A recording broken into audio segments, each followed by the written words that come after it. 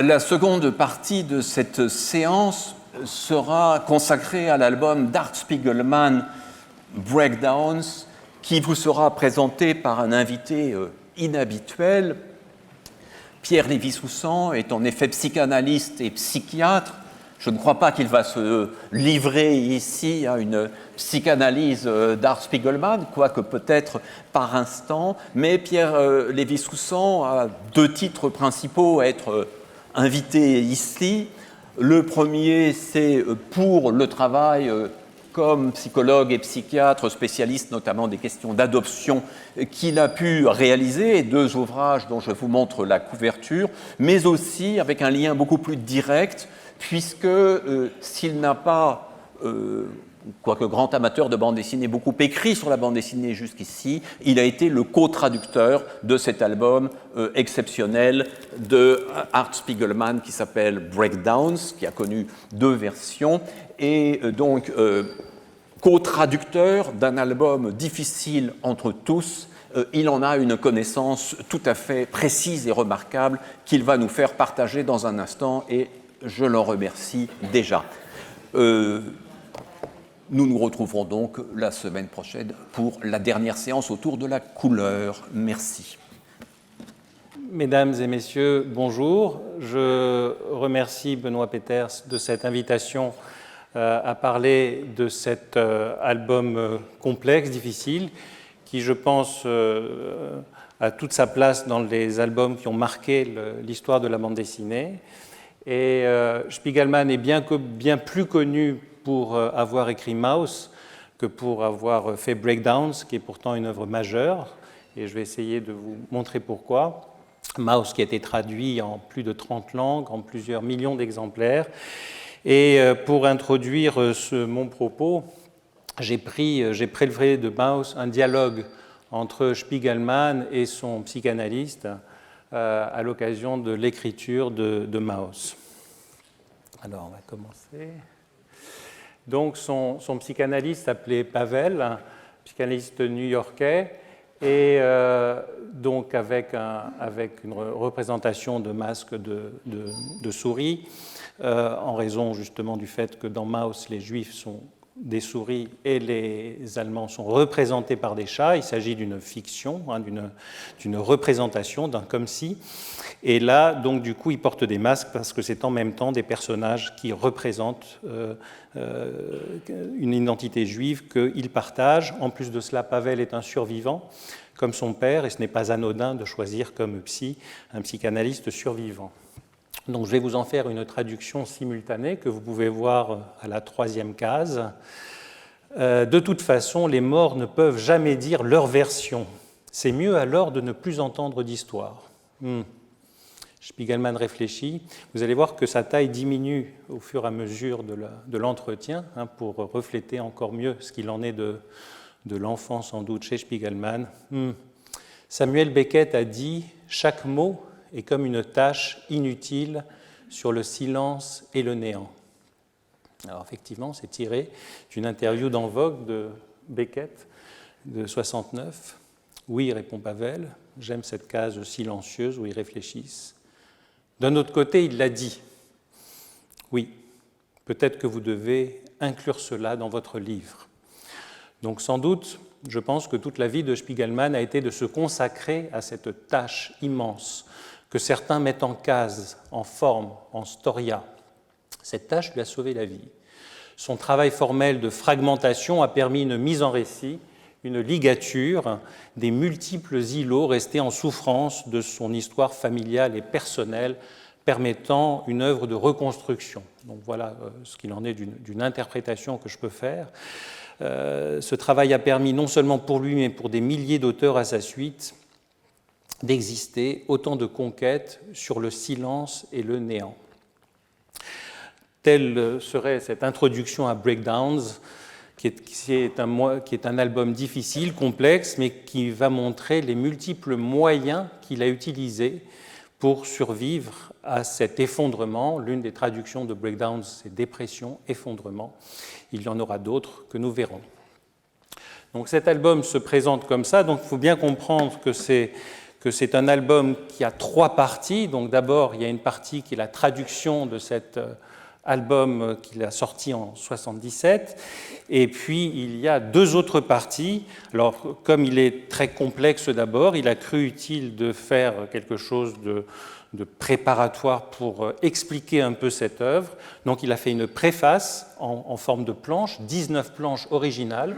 Et puis, il a fait une postface, parce que je pense que la préface ne suffisait pas à clarifier ce qu'il en était de l'intérieur. Et puis, il a fait une longue postface de plusieurs centaines de milliers de mots pour expliquer à nouveau le contexte dans lequel cet album a existé. Pourtant, dès cette couverture, on voit cette première et quatrième de couverture, je pense que l'on voit à la fois, pour moi, l'essence même de ce livre. Donc d'abord le titre, Portrait de l'artiste en jeune.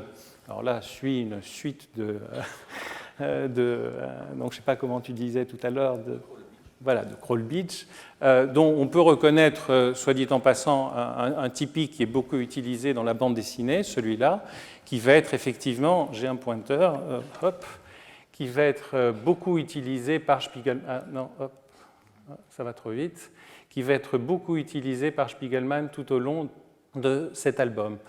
Et donc, Portrait de l'artiste en jeune, donc on voit déjà le lien qu'il peut faire avec James Joyce, car cet album est un vrai dialogue intérieur avec lui-même. Et puis, donc pour moi, 2 lignes de tension dans cet album. D'abord, ce qu'il en est de la chute, de l'effondrement, de tout ce qui se passe dans le moment où on tombe. Donc, il y a quelque chose de l'ordre de la menace. Et on ne peut pas ne pas penser... Non, c'est pas celle-là.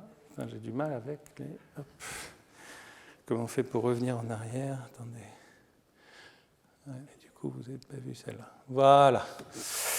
Je vais le faire avec l'ordinateur, c'est plus facile. Donc, on ne peut pas penser à l'un des maîtres de Spiegelman, Winsor McCay, où on retrouve le même soleil ou la même lune avec la chute de Nemo. Donc, tout de suite, on est dans ce monde onirique et avec ce sentiment de désaide de cet enfant permanent. Donc, c'est quelque chose qui interpelle tout un chacun à la lecture de Nemo, et comment à cette détresse dans ce monde infini va succéder un réveil brutal. Heureusement, il va toucher le sol solide et va récupérer un peu ses esprits.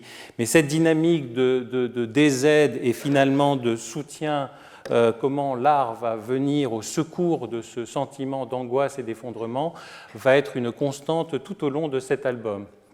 Et puis l'autre ligne de force de cet album, cela va être ce que vous voyez sur votre gauche, avec une représentation de Picasso, de Ramar, et on va voir tout le travail qu'il va faire, tout le travail constant tout au long de l'album sur ce qu'il va appeler la grammaire de son art, avec quelque chose d'indécidable. On ne sait pas si c'est les yeux, le profil, c'est-à-dire il va à chaque fois nous mettre à contribution, il va utiliser notre subjectivité, nos impressions, notre sensorialité, et voire même nos interprétations. Nous ne ferons jamais la même lecture de breakdowns l'un et l'autre en raison de la variabilité que ce type de case pourra nous suggérer.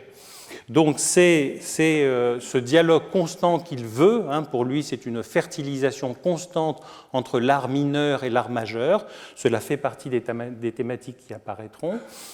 Et puis thématique qui peut être illustrée, bien sûr, par la représentation qu'il y a eu des œuvres de Picasso au musée Picasso, où ils se sont servis là, de l'œuvre de Spiegelman pour illustrer leur affiche. Et ça va être à partir de ces 2 lignes de tension que nous allons pouvoir commencer à parler de cet album. Donc Spiegelman il y a quelque temps, Spiegelman plus récemment. Et donc c'est effectivement suite à cette œuvre de traduction qui m'a fait plonger encore plus avant dans la connaissance de ce monde. Et bon, traducteur, c'est aussi un interprète, donc cela allait bien avec ma spécialité. Je n'aurais pas pu faire cette œuvre de traduction sans Richard Zrehen, à qui je dédie cette conférence et qui a disparu. Donc cet album, donc, dans la préface, ça commence par un dialogue, hein, ce qui est l'essence même de cet album. Ça ne cessera d'être un dialogue entre l'auteur et nous-mêmes. Et là, c'est un dialogue entre lui et sa mère, sous le mode justement de cet idéogramme, de ce squiggle. Alors nous l'appellerons, enfin nous psychanalystes, on l'appelle un squiggle. C'est le terme que Winnicott utilise, qui est la base d'une interaction thérapeutique que l'on fait avec les enfants, c'est-à-dire on fait un squiggle, un gribouillage, et puis on voit l'enfant qui interagit, puis on reprend cette signification, etc. Et lui va jouer avec sa mère, avec ce gribouillage. Fastoche, c'est déjà un canard. Très bien, Doré, faisons un autre. Et tout de suite, on plonge dans ce monde de l'enfance de Spiegelman, fait d'angoisse, fait de fenêtres opaques. Spiegelman est l'opposé de la ligne claire, c'est l'opacité, les fenêtres opaques. Là, on ne va pas voir ce qu'il y a de l'autre côté, on va voir sa mère à l'intérieur, et tout de suite, bon, clin d'œil à Fred, le fond de l'air est frais, il essaie de la rassurer, il n'y arrivera pas. Donc la mère de Spiegelman est tout comme son père, une survivante d'Auschwitz.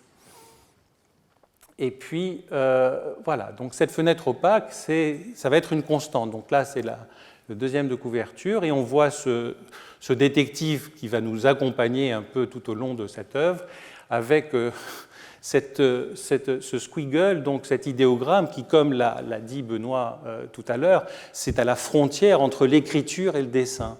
Et l'avantage d'être à la frontière entre l'écriture et le dessin, c'est qu'on peut mettre de multiples interprétations. C'est comme un test de Rorschach, on va imaginer un certain nombre de choses par rapport à cet idéogramme.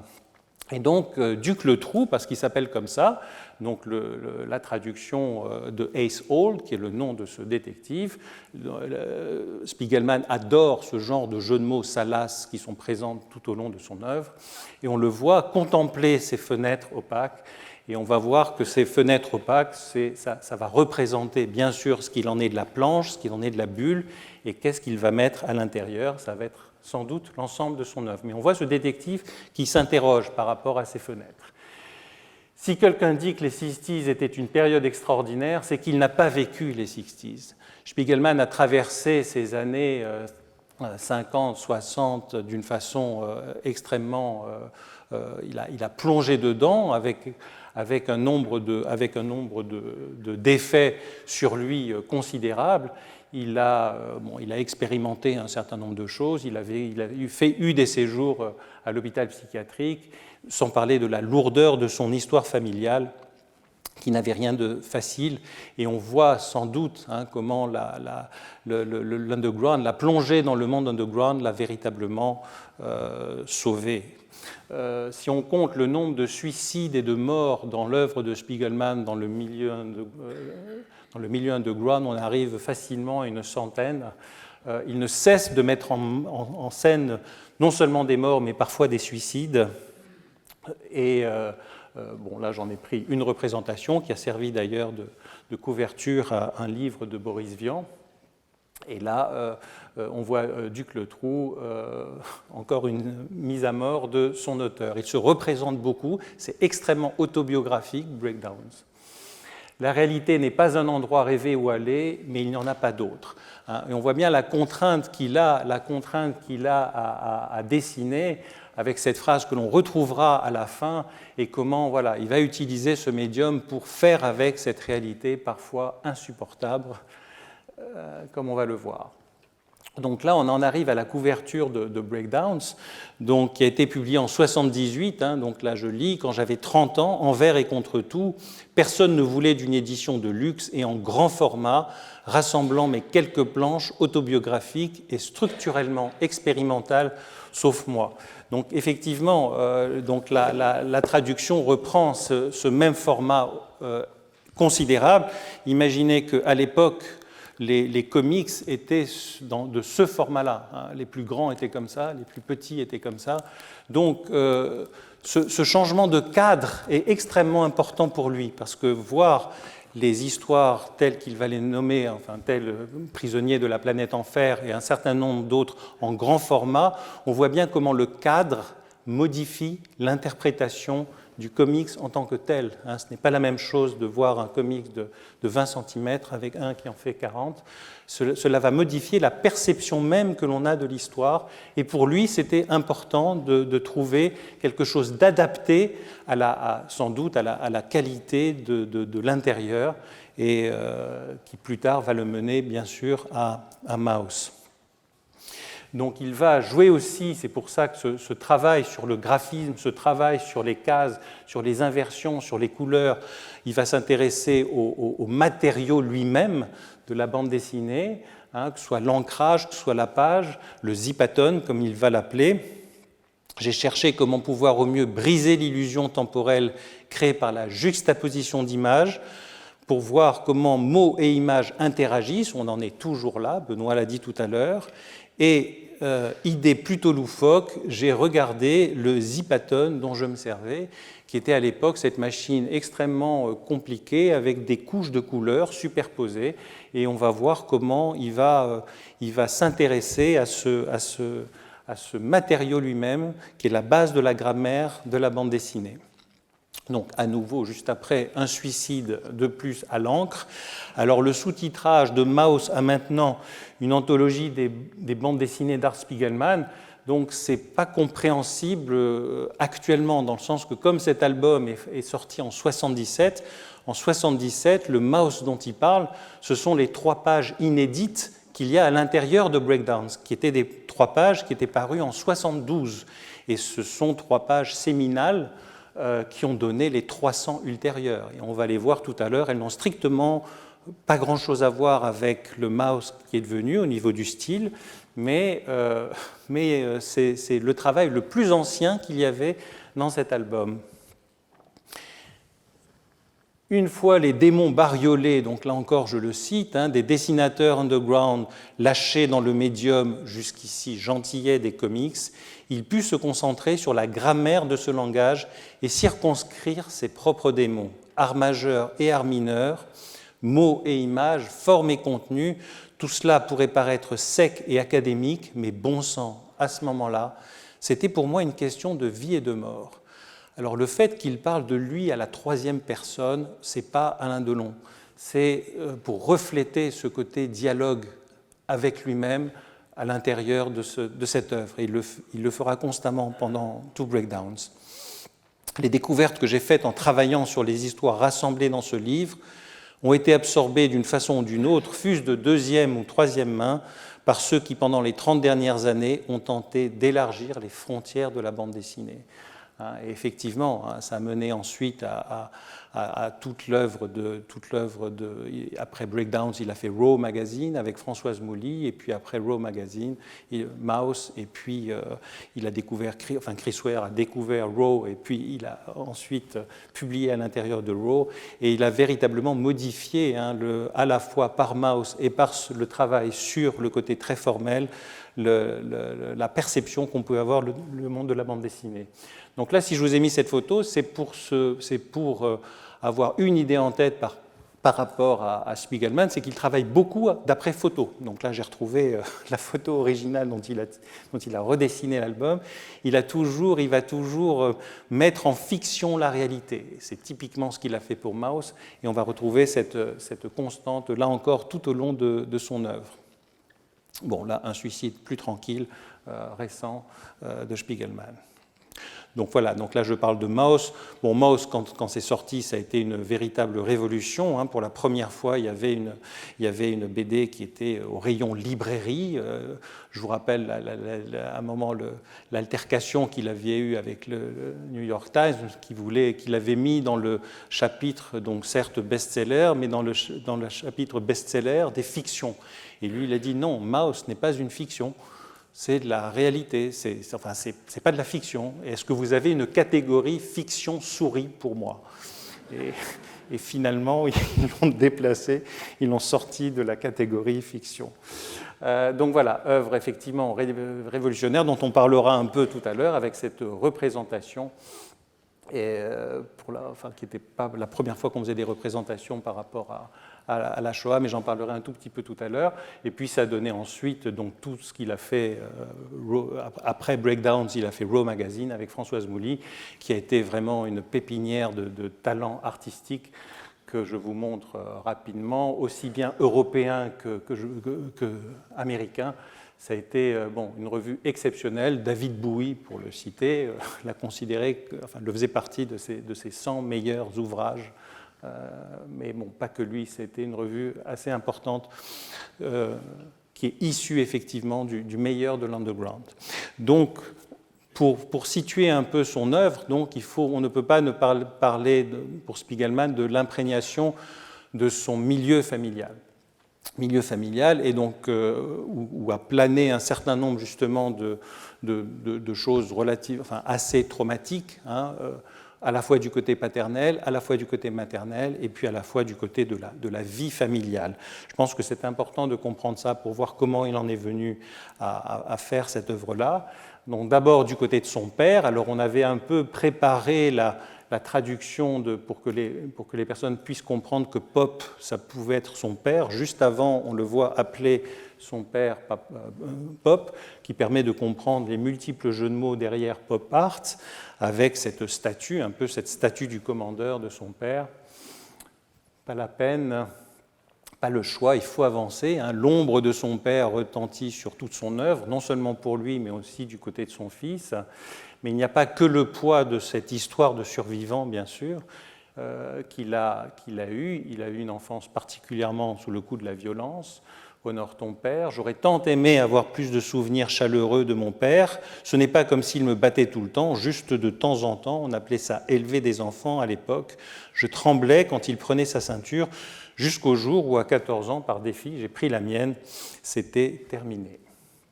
Du côté de sa mère aussi, qui est elle aussi rescapée d'Auschwitz, les choses n'étaient pas moins simples. Yves va nous l'illustrer dans cette préface. Bon sang Michel, trop c'est trop, mais arrête de me crier tout le temps après, je n'ai rien fait, tu n'as rien fait. Toi, tu n'as rien fait, tu as parfaitement raison, j'en peux plus. Ce n'est pas elle qui me rend fou, c'est ma mère. Il se prend la brique de Crazy Cat de Georges Herriman et j'ai pris un vieux cliché freudien en pleine poire. En 1968, ma mère s'est tuée sans laisser un mot. Marrant la façon dont l'esprit fonctionne, j'avais oublié son suicide 4 ans avant, l'oubli servant de bouclier contre mes souvenirs. Donc déjà, je pense que la qualité de la représentation de ce qu'est une parexcitation et comment l'appareil psychique tend à se défendre des choses difficiles d'accès, comme si les choses étaient encryptées et que parfois elles rejaillissent. Elles rejaillissent brutalement, il nous le montre après. Cher journal, songeons à l'époque de Planète Enfer, je suis plongé dans de vieilles photos de famille. Je n'ai jamais confondu art et thérapie, faire de l'art est moins coûteux. Mais je croyais quand même que Planète Enfer m'avait aidé à tourner la page du suicide d'Anna, sa mère. 33 ans après cette BD, 37 ans après la mort de ma mère, je ne m'attendais pas à cette douleur fulgurante. Là, on le voit avec sa mère, lisant Mad, Harvey Kurtzman, cette image est bouleversante. Je ne m'attendais pas à être terrassé par une violente crise d'angoisse. Bon, si cette image est aussi bouleversante, étant donné qu'on le voit avec ce médium de Harvey Kurtzman, qui, pour moi, l'a véritablement sauvé par la suite, quelques années avant le suicide de sa mère. Donc, histoire du côté du père, du côté de la mère, et bien sûr par rapport à la grande histoire, cet opuscule était sorti au même moment que Breakdowns de 2008. Le passé plane sur l'avenir. À l'intérieur de ce fascicule, on voit toute la généalogie du père d'Art avant la guerre, en 1939. Et là, c'est après la guerre. Si on rajoute ceux qui ont disparu juste avant 1939, cela donne ça. A signalé aussi la mort de son frère Richelieu. Il avait un grand frère qui est mort avant la guerre, tué par sa tante qui voulait éviter le massacre de sa famille. Et puis c'est le bain traumatique constant, le bain traumatique qu'il, là encore, récite donc au cours d'une conversation comme ça, dans la voiture, comme si de rien n'était. Quelle histoire, tout le monde était invité, même Janek. Personne ne s'est assis à côté de lui. Mes parents se parlaient toujours en polonais, mais sans doute il le comprend. Oh le pauvre, qui est Janek ? Tiens, la cruche à grande oreille, écoute, pourquoi l'évitait-il ? À Auschwitz, il était Sonderkommando, il jetait les Juifs dans les fours. Pourquoi? Sinon, les Allemands auraient jeté lui. Alors, c'est pas sa faute, hein? Non, mais on a dit qu'il a jeté sa femme et son fils. Alors, personne ne veut s'asseoir. Rendors-toi, adoré. La route est longue et on parle entre grandes personnes. Et on voit les yeux de l'enfant aussi étonnés que celui du chauffeur de taxi. Et puis, voilà, coup de main paternel, hein, avec un clin d'œil à EC Comics, les Weird Tales. « Hé, Dash, regarde ce que papa a pour toi. Un cadeau, c'est son fils. Oui, mais c'est dans la famille depuis toujours. Mon père me l'a donné quand j'étais petit. C'est vieux, hein. Maintenant, c'est à toi. Qu'est-ce que c'est un monstre? C'est magique. Ça grossit, ça te fait sentir tellement nul que tu crois que tu n'as même plus le droit de respirer. » Là, on voit ce monstre à trois. Ah, et pense-y, un jour, tu pourras le repasser à ton fils. Merci, papa. Pour nous deux, donc tiré d'une interview dans les Inrecuptibles, pour nous deux, Auschwitz, c'était le paradis. Je veux dire que quand il me parlait de la Shoah, nous nous entendions à merveille. Il avait enfin un fils qui voulait bien l'écouter attentivement. Ces discussions constituaient une île pour nous, les seuls moments où nous avions une relation filiale digne de ce nom. C'est-à-dire que l'entente entre le père et le fils a été extrêmement mauvaise, sauf au moment où Spiegelman est venu l'interviewer pour ces histoires-là. Et donc, pour faire face à cette enfance quand même un peu complexe et pas simple, il a fallu qu'il trouve un outil pour exprimer tout ça.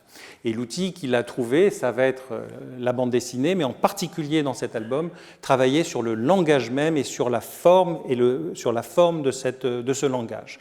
Donc là, on voit une représentation étonnante de lui, bébé, lisant Kafka. Bon, alors c'est vrai que pour un psychanalyste, je ne veux pas dire que c'est courant, mais pour nous, c'est vraiment une représentation du nourrisson savant tel que Ferenczi l'a fait, c'est-à-dire comment, pour se sortir des traumatismes, on va hypertrophier une partie de soi-même qui va aider la partie la plus atteinte, la plus mortifère, à survivre au traumatique. Et là, on voit ce bébé qui lit Kafka. Après Harvey Kurtzman, c'est son Dieu. Et on le voit dialoguer. Et on le voit le dialoguer avec Ducletrou. L'insulte, et puis il va prendre un exemple pour illustrer cette histoire de formaliste. Il va prendre un exemple, là encore, tiré de son enfance, et à nouveau, un exemple traumatique. L'insulte qui changea un mecton en mec. Et là, on va voir donc là, il a 6 ans, grosso modo, je vais avoir 6 ans, je suis plus grand, boule ce truc, je vais le dire à ma maman, il va voir sa mère, même pas capable de te battre, hein, bébé cadom. Tu veux que je dise à ta mère que tu as pris ce jouet, peu, tu la connais même pas, il lui envoie sa raquette dessus, pas peur de toi, il lui crache dessus. C'était un voyou, maman, oui. Donc, à nouveau, un exemple de honte, de trauma, mais comment ce passage, cette période, a été l'occasion d'une transformation. Et puis, il va nous l'expliquer. Donc, c'est une planche juste après, mais j'ai fait un montage pour illustrer cela. Forme et fond. Au total, la vie revient à rien. L'accoutumance dévore œuvres, vêtements, meubles, épouse et peur de la guerre. Donc, vous voyez comment il a décalé tout de suite la case, ce travail sur l'impression. Et l'art n'existe que pour retrouver la sensation de vivre, pour ressentir les choses, pour sentir le sol solide. Souvenez-vous de cette image de Nemo. Le propos de l'art est de faire sentir les choses telles qu'elles sont perçues et non pas reconnues. La technique propre à l'art, rendre les objets non familiers, les formes plus complexes, pour augmenter la difficulté et la durée de la perception, car le processus de perception est une fin esthétique en soi qui doit être prolongée. La scène traumatique, il ne la touche pas. L'art est un moyen d'éprouver la dimension artistique d'un objet. L'objet n'est pas important. Et il va nous dire qui a tenu ces propos. C'est Victor Shklovsky, tiré de Ars Technique de 1917. Shklovsky est l'un des pères du formalisme russe, avec Vladimir Prop, qui a aussi appliqué la technique du formalisme aux contes pour enfants, aux contes russes en particulier.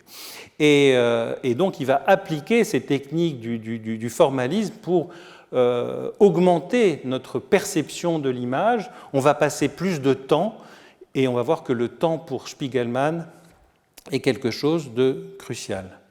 On n'a plus beaucoup de temps dans ce foutu monde non plus, pendant que toi, tu te creuses le nombril. Toujours ce dialogue intérieur. Du temps, soupira-t-il. La BD est du temps transformé en espace. Je lui ai envoyé mon pied dans le bide et je me suis fondu dans l'ombre. Donc voilà, il ne peut pas s'empêcher, à la suite d'avoir fait une théorisation sur la bande dessinée, de rentrer à nouveau un peu de trauma sur ce bébé qui n'a pas fait grand-chose a priori. Un exemple de cette dissociation, parce que du coup, ça va donner toujours des impressions dissociées quand on va lire une planche de Spiegelman dans Breakdown. Cet exemple de dissociation, j'ai pris l'exemple de Chris Ware, où cette planche qui est tirée d'une planche que Chris Ware a faite dans Raw, qui est la revue qu'il a faite ultérieurement. Donc je vais juste commenter le fait que, bon, d'abord, les cases n'ont strictement rien à voir avec les images, c'est-à-dire la narration est totalement en décalage avec les images. C'est une histoire de super-héros qui va intervenir dans un laboratoire, etc. Et puis, d'une façon totalement cachée, dissimulée, on le voit à peine, il va s'agir à un moment, Chris Ware va parler d'une agression sexuelle incestueuse par son grand-père, mine de rien, comme ça, en passant. Et ça, c'est typique de la dissociation, alors à la fois de la dissociation traumatique, c'est-à-dire comment on va faire le récit d'une chose sans les émotions associées. Et là, si je puis dire, la dissociation est au service du propos, c'est-à-dire la dissociation graphique au service de la dissociation traumatique. Et on va voir comment Spiegelman utilise ça quasiment tout le temps. Et comme il le dit, je suis réticent à donner le sens caché car je prive les gens du plaisir de la découverte. Alors on a passé, nous, des heures à tenter de comprendre ce qu'il en était de cet album Breakdown. Il ne donne aucune clé. Et à un moment, on lui a dit, mais ça serait bien qu'on fasse une sorte d'explication de tout, d'appareil théorique, pour un peu expliquer les choses. Il a dit, non, ceux qui veulent comprendre, comprendront. Bon, je pense que le public français est aussi passé à côté de cet album en raison de la complexité de ses propos, mais voilà, ça fait partie du plaisir de Spiegelman de ne pas donner les clés. Donc le style de Spiegelman, donc on a parlé du style tout à l'heure, donc son style est absolument pas, vous ne pouvez pas reconnaître du Spiegelman. On peut reconnaître du Manara, du Gottlieb, du Krepax, on ne peut pas reconnaître du Spiegelman. Comme il le dit lui-même, je dois inventer un nouvel alphabet pour commencer à écrire. Et à chaque fois, il réinvente les choses. Donc là, c'est dans c'est la première page de Short Order Comics, Boîte pour l'armée du salut. Donc vous voyez la différence. Bijou Funnies avec son copain Skip Williamson et Jay Lynch. Là encore, on ne reconnaît pas le style par rapport à avant. Dans EVO, là encore, une autre représentation. Là, quelque chose de plus psychédélique. Il faut savoir, à l'époque, les drogues étaient, enfin, le LSD était en vente libre. Il en a, hélas, usé et abusé. Voilà ce que ça pouvait donner. Ce qu'il a pu faire chez Topps, donc ça a donné les crados en France. Et puis, comme il le dit, Topps a joué le rôle de Médicis pour l'artiste. Il a travaillé près de 20 ans en faisant ce genre de représentation. Crumb aussi a travaillé chez Topps. Et l'influence, là encore, de Kurtzman a été déterminante pour lui. Et c'est ce qu'il a reflété en pervertissant les choses dites pour enfants. Si on voit l'œuvre graphique, parce que c'était aussi un graphiste, il a fait une école de graphisme, Spiegelman, si on voit ce qu'il a fait après Mouse et après Rose, c'est à nouveau un style différent. Il a travaillé au New Yorker pendant des années, et là encore un style à chaque fois différent. Voilà, donc son style n'est pas repérable. Et en particulier dans celle-ci, et il a décidé justement dans Breakdowns de ne pas continuer dans cette voie-là. C'est pour ça qu'il a fait Breakdowns. Il a décidé de ne... Voilà, si je continuais dans cette voie-là, je serais toujours à vendre mes revues au coin de la rue. Donc c'est un peu pour arrêter cette voie qu'il a fait Breakdowns. Donc voilà un peu toutes les 15 histoires dans Breakdowns.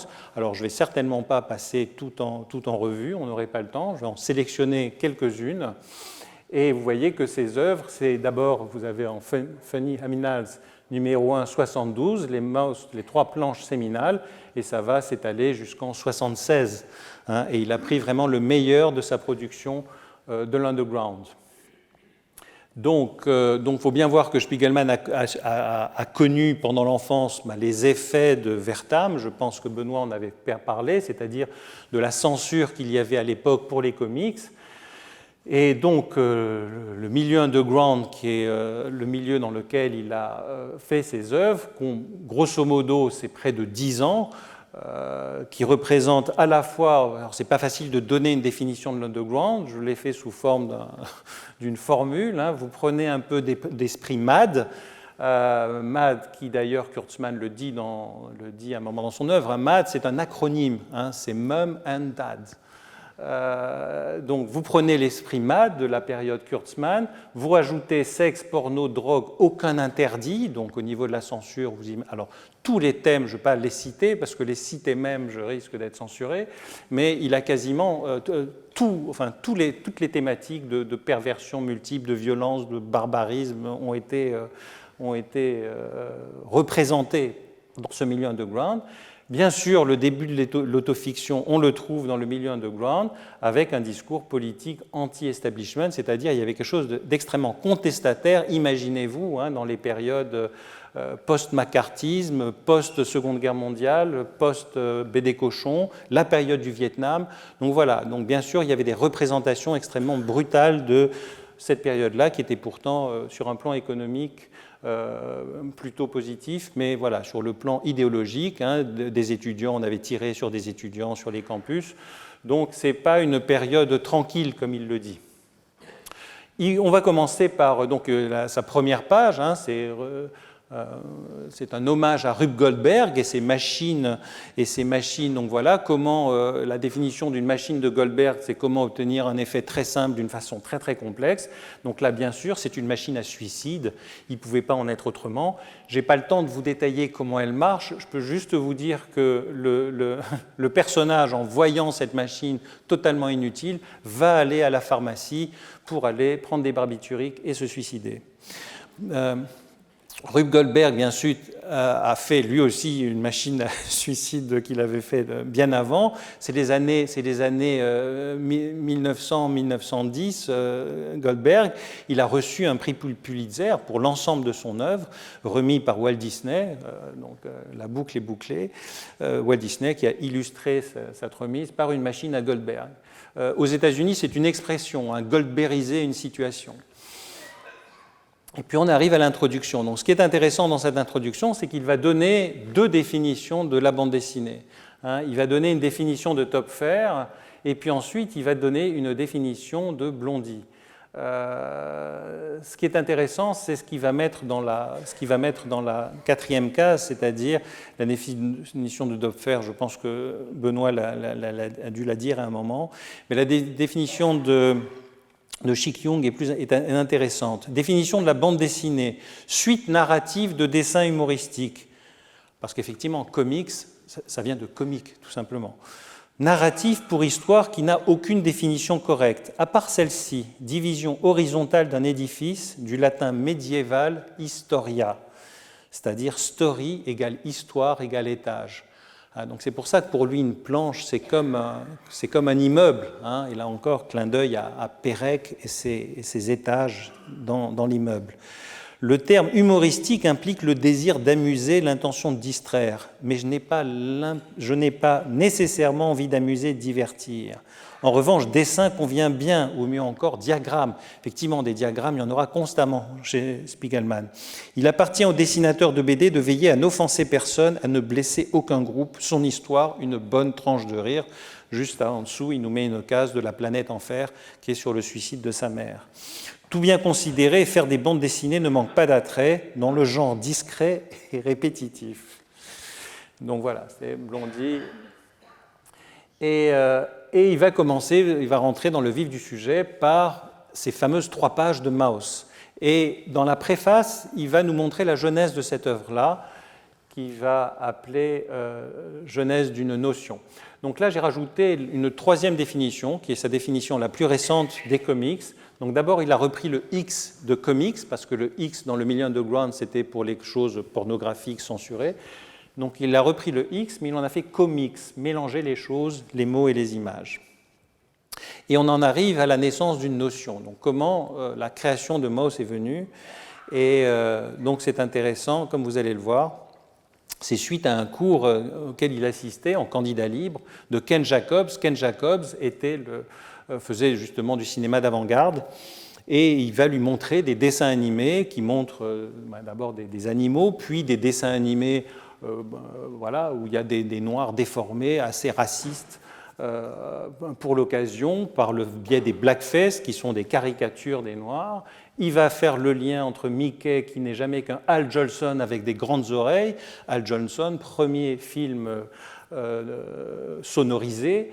Et puis, il va avoir un eureka à ce moment-là, et il va dire, ça y est, j'ai mon... Donc là, c'est le montré avec Ken Jacobs récemment. Il me dit, ça y est, j'ai mon histoire pour Funny Aminals, c'est-à-dire il devait faire 3 planches, des chats, des croix, des feux, ça va être les noirs. Donc le Mauss, il en est venu d'abord par une identification aux noirs. Ben, voilà comment ces 2 minorités étaient persécutées. Et il va se dire, mais qu'est-ce que j'y connais, qu'est-ce que je sais que d'être noir? C'est Bubkus, en yiddish ça veut dire que dalle. Et voilà, et la notion d'Hitler juif égale vermine m'offrit une métaphore plus familière, effectivement. Je vous rappelle cette parole d'Hitler, les juifs sont indubitablement une race, mais ils ne sont pas humains. Et donc il va s'inspirer d'autres choses, d'abord de Calvo, ce dessinateur français, qui a été le premier à faire une représentation. Alors comme on est ici, je vais différencier le thériomorphisme de l'anthropomorphisme. Le thériomorphisme, c'est l'animalisation de l'humain, alors que l'anthropomorphisme, c'est l'humanisation de l'animal. Voilà, donc là, Calvo était le premier à faire une représentation de Hitler en loup. Et puis l'autre inspiration, c'est Mickey au camp de Gurs, qui est tiré de l'œuvre de Horst Rosenthal, un jeune dessinateur allemand originaire de Breslau en France, dès 1933, qui a été déporté et mort à Auschwitz le 11 septembre 1942. Et il nous fait visiter ce camp. C'est assez terrible. Ça a été édité par le Mémorial de la Shoah, cette œuvre assez unique. Bien sûr, d'autres inspirations, de Otto Dix, de Georges Gross, qui ont vécu la Première Guerre mondiale, qui était considérée d'ailleurs comme de l'art dégénéré par les Allemands.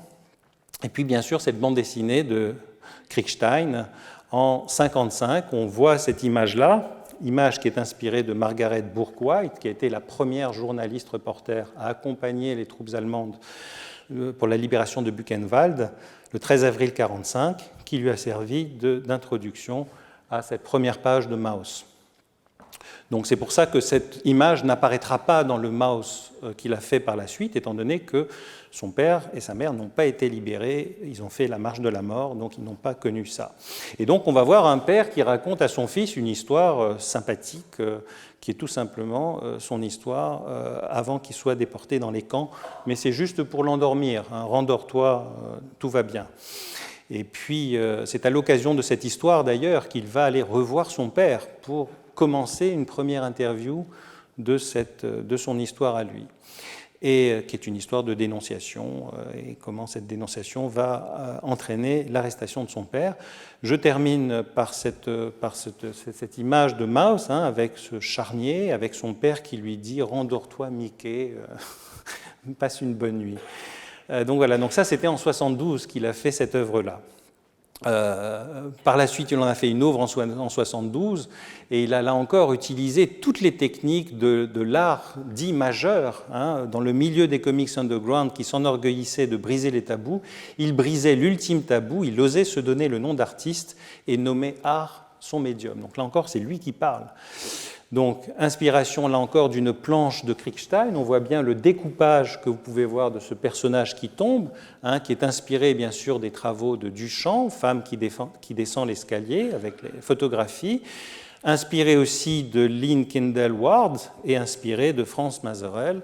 Il a fait donc Planète Enfer avec ce type de représentation, qui est assez terrible. On voit bien l'importance de l'expressionnisme allemand dans cette œuvre. C'est quasiment comme des gravures sur bois. Et puis voilà, ce découpage que l'on reprend sur cette larme qui coule, Donc lui, il sortait à peine d'hôpital psychiatrique et il découvre le suicide de sa mère. Donc c'est vous dire la culpabilité qu'il en a. Son père est effondré. Et puis ça se termine par voilà, il est en prison et tu m'as coupé, tous mes circuits sont grillés, mes nerfs à vif, mes connexions foutues, tu m'as assassiné maman et c'est moi qui paye l'addition. Je veux juste montrer cette deuxième case où vous voyez là encore sur un plan graphique, dépression post-ménopause, Hitler l'a tué, maman, salope, donc à la fois le présent, à la fois le passé de l'enfance de Spiegelman, à la fois le passé de la mère. C'est en raison de cette planche que Mauss a été interdit dans plusieurs États pour nudité, en raison de la pile de cadavres et du cadavre de sa mère juste au-dessus. Mauss a été interdit actuellement dans plusieurs États en raison de cela. Donc bon, c'est vous dire ce genre de publication dans le milieu underground, c'était effectivement en décalage total, mais la liberté du milieu underground permettait d'avoir ce genre d'expression artistique bouleversante. Donc Cracking Joke, c'est aussi donc voilà, on va croire qu'on va un peu rire, on va un peu sourire par rapport à ça. Bon, ça ne sera pas souriant non plus, étant donné que le thème, c'est l'histoire d'un type qui se croit mort et sa famille ne peut pas le faire changer d'avis. Donc toujours c'est intéressant, c'est-à-dire est-ce que les morts saignent ou pas? Donc telle est la question de cela, les morts ne saignent pas, puis ça se termine par les morts saignent. Et là encore, est-ce qu'un mort est vivant ou pas? Donc toujours cette thématique de mort-vivant est sans doute le but d'un artiste, c'est cela, c'est-à-dire de rendre les morts vivants, que les morts saignent et que l'on y pense tout le temps. Mark Twain, toute chose humaine est pathétique, la source secrète de l'humour n'est pas la joie, mais le chagrin, il n'y a pas d'humour au paradis. Donc toujours quelque chose de très désespéré dans tout cela. Une autre planche qui est Don't Get Around Much Anymore, qui est une planche où là encore le style a complètement changé, mais là c'est une planche qui est particulière parce que d'abord il va nous sonoriser cette planche. D'abord c'est une planche qui à la lecture on ne peut pas il va nous faire ressentir ce qu'est la dépression. Et il va nous faire ressentir ce qu'est la dépression par le côté par le monoïdéisme, par le côté redondant, par les pensées en boucle. Et nous, à la lecture, on ne va faire aussi que de revenir en arrière, on ne va pas pouvoir avancer. Donc il commence par ce plan de l'étage. Alors ce n'est pas un truc sympathique architectural, c'est un clin d'œil qui fait aux représentations des livres policiers qui représentaient toujours les scènes du crime, comme on peut le voir dans ce classique de la scène criminelle en 1915 de Le Chat. Donc, et ensuite il va représenter toujours ce qu'il en est des diagrammes plus tard dans Mauss. Et on va commencer par le titre, et puis on va voir, à chaque fois vous allez voir qu'il y a une image, le son de la télé ne marche pas, la télé elle apparaît après, le réfrigérateur est vide, le réfrigérateur était juste avant, à la fin le disque saute, il est rayé, ça veut dire qu'il faut revenir encore à la case d'avant.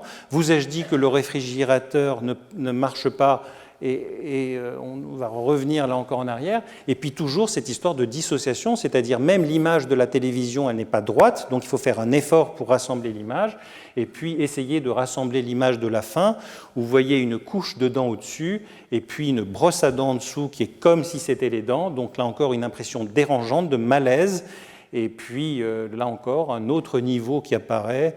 Madoc n'aimait pas le nouveau livre de Herman Wouk qui a écrit Le souffle de la guerre, où il s'agit à nouveau aussi de guerre et de libération des camps plus tard. Autre œuvre, Petit signe de passion. Alors cette œuvre, là encore, la narration elle est complexe dans le sens qu'il y a ce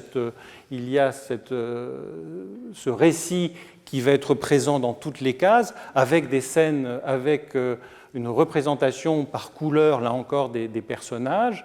Et puis on va détailler, et puis il va répéter cela dans plusieurs cases, et puis on va détailler l'une des choses présentes ici, c'est-à-dire contrôle antitermite.